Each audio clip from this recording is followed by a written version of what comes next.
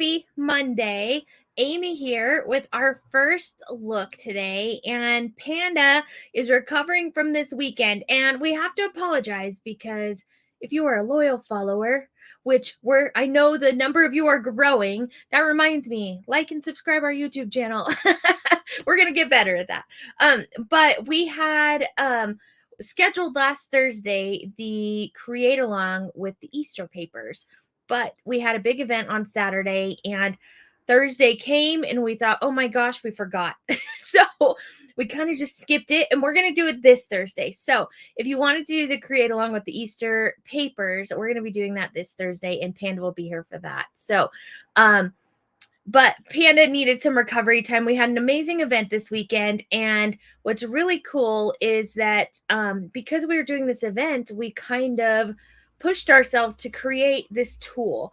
And that's what we're going to talk about today. We're going to talk about a new tool that we have available on Sparkle City later this week. It's not available this minute. It'll be available later this week, and we'll push out an email when we have it up there. But we wanted you to at least see it. So before we dive into that, thanks for being here, and let me know who you are, where you're watching from. So we could say hi. Oh, and hi, Lorraine. We have Lorraine watching on Facebook. So let us know where you're watching from. So let's talk about tools. So, on Sparkle City, we love postcards. We love packaging. We love stickers. I think our passion really is printables because they're just so easy and so fun. And we like to have tools to go with those printables and tools to go with packaging. So the tool we're going to talk about today is for printables. But before we dive into that, some other tools that we love that we have are our pom-pom tassel jigs. We released these pom-pom tassel jigs before Christmas because we used them for our holiday workshop. So if you don't know what a pom-pom tassel jig is, it's this cool little shape things that create pom-poms. Oop, my watch is vibrating. Stand by. My watch is yelling at me. They create tassels and pom-poms. So we have the small and medium one, which I think that's a medium there. And then we have this large and XL, which makes a larger size. And these are shown with yarn. You can use tulle, you can use ribbons, you can use all kinds of things. But my favorite thing to make a pom-pom out of is yarn. And also they make tassels. So that's one tool that we have that we love, are these pom-pom tassel jigs. So these are available now. You can buy these on the website. The other tool, the brand new tool that we're debuting today, and you're going to say, Aimee, that just looks like a piece of plastic, but it's more than a piece of plastic. These are our folding templates for making our patterned paper bags out of our printables. Whew, that was a lot of P's. Patterned paper bags out of printables. So what we have here are two different templates, and we use these this weekend in our event. And so if you were there, you got to be the guinea pigs, and they got a set of these templates during the event. And when we've made paper bags before, we've kind of just said, okay, about 2 inches from this side, about this much from this side, and fold, and let's hope you're straight. We don't know. And so with these templates, what they do is they help you make that bag to just a great size without really having to stress over the measurements. So for instance, this is our landscape template bag. And when we talk landscape and portrait, we're talking about like paper orientations. So landscape is the wider paper. Portrait is like the taller, when your paper is taller.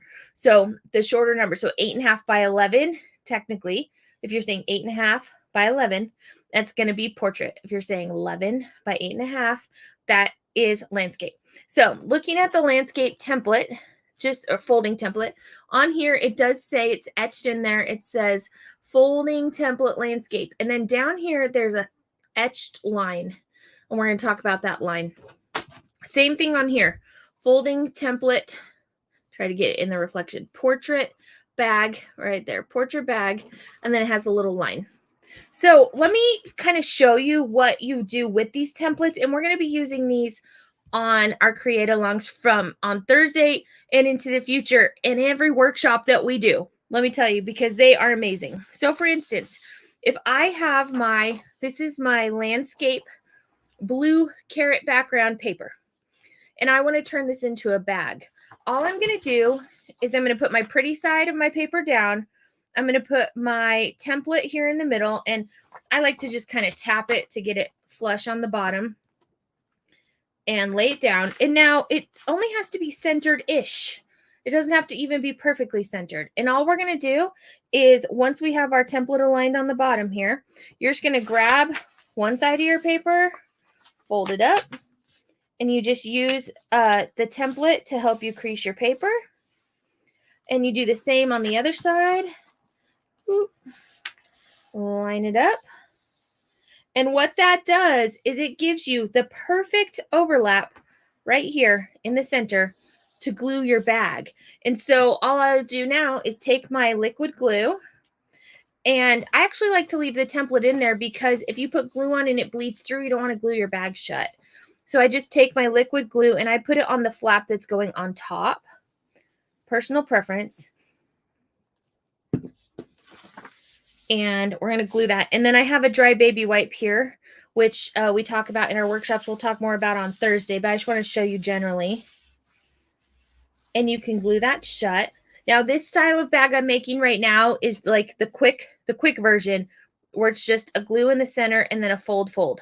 This is my like down and dirty version, like just fast. So that's the tube of the bag.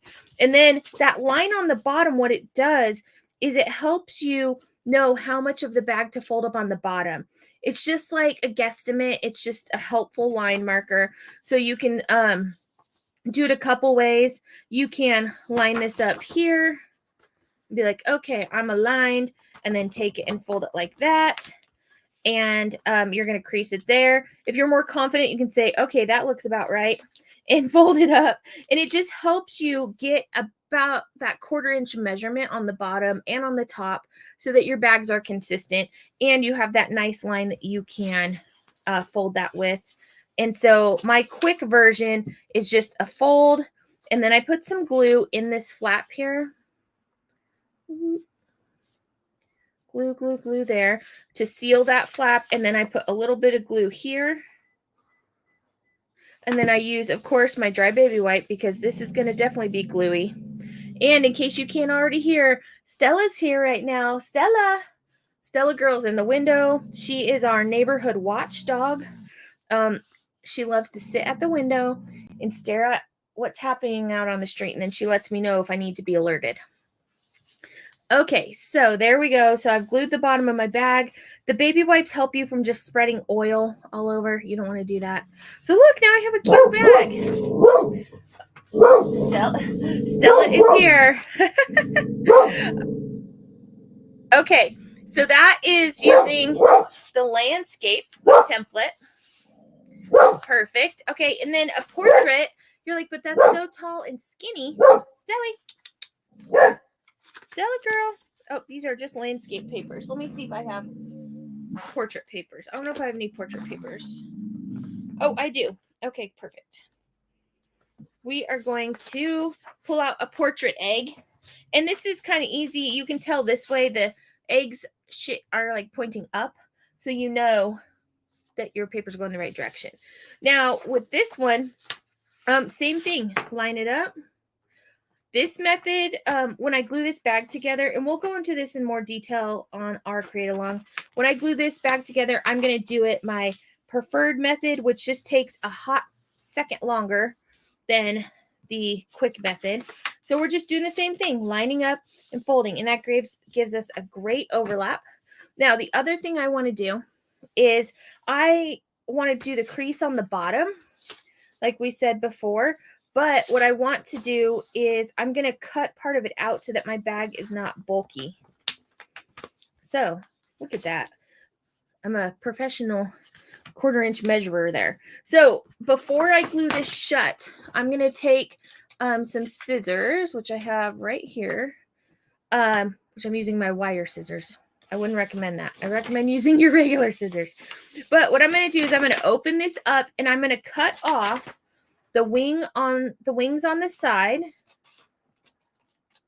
And when I get over here to this bottom panel, I do like a little notch, like an angle, and I'm going to show you why.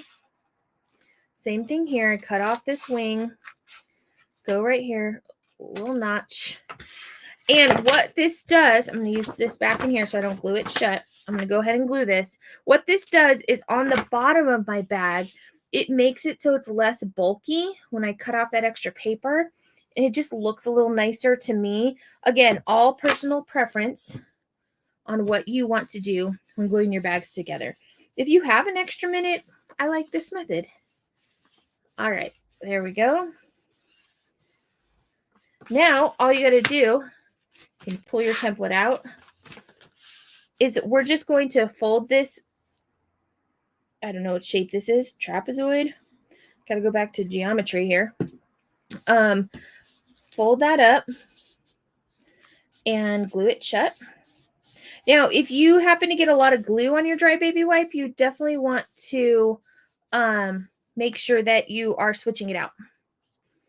Okay, and look at that. So it's just a different bag bottom style. See there? One is less bulky. I don't know. It just looks nicer to me. But the point of this is these templates. Look at how fast I did that, right? It was so fast. Put my glue back in my pin here, or my pin in my glue here. Okay, it's so fast. Like if I wanted to make that landscape bag without my template, and I'm using this paper, and I'm like, okay, trying to get this lined up and center, right? You're like messing with it. Okay, did I get this straight? Oh no, like, am I crooked? So having this template just allows you, as you can see, I've done this a lot. But having a template really allows you from not getting it crooked, making sure that you have enough overlap and not too much overlap. So that is our new set. And these come in a set. They'll come in this 2-pack, portrait and landscape, because really you need them both. They both work great together. So let me think about any other tools. The other thing I like to use this for is when we're making gnome hats, our paper gnome hats.